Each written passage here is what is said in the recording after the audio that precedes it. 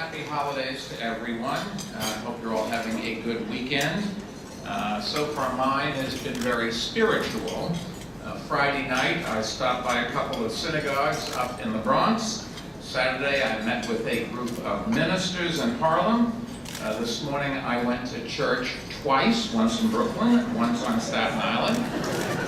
This is all part of my new strategy to balance the city budget. Non-stop prayer.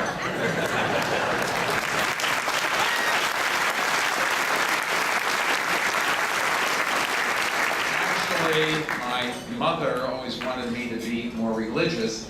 I don't think she counted on mosques on Friday, temples on Saturday, and churches on Sunday, but that's the way it turned out. Anyways, it is very nice of Vito to have this lunch to thank us, but really I came here today to say thank you to him for all that he's done for Staten Island, for Brooklyn, and all of New York City.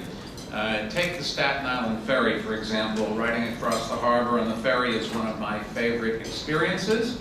Let me tell you, it is also a vital mode of transportation for thousands of commuters, but we wouldn't have our new state-of-the-art ferry boats without Vito. Or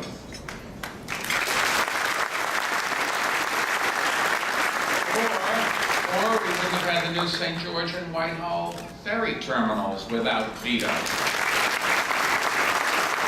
Not only did he secure federal funds to help paying for them, he also succeeded in getting $400 million in federal dollars for the reconstruction of the old South Ferry train station in Manhattan, which I'm happy to report is finally about to open. Those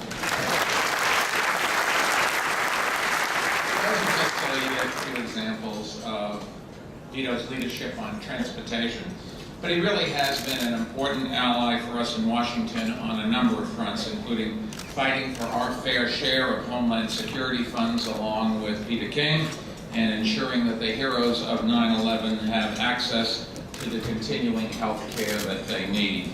In fact, yes, he deserves an award. I can also tell you, whatever the issue, from access to health care and the need for prescription drug coverage, to protecting Social Security and Medicaid, to fighting overdevelopment and easing traffic congestion on Staten Island, I can tell you this, Vito has been there for his fellow New Yorkers.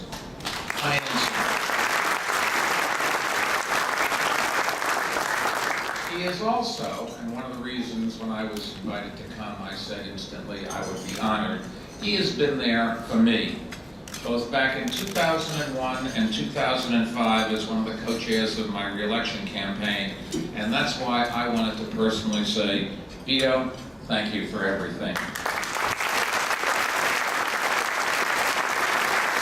We will miss you next year in Congress, but you should know that the work that you did on behalf of New York is something all of us are very proud of. And now, since you didn't come here to listen to me, let me simply say thank you for inviting me. Happy holidays to everyone, and let me do the job that I was invited to do. Ladies and gentlemen, let me introduce our Congressman, Vito Fossella.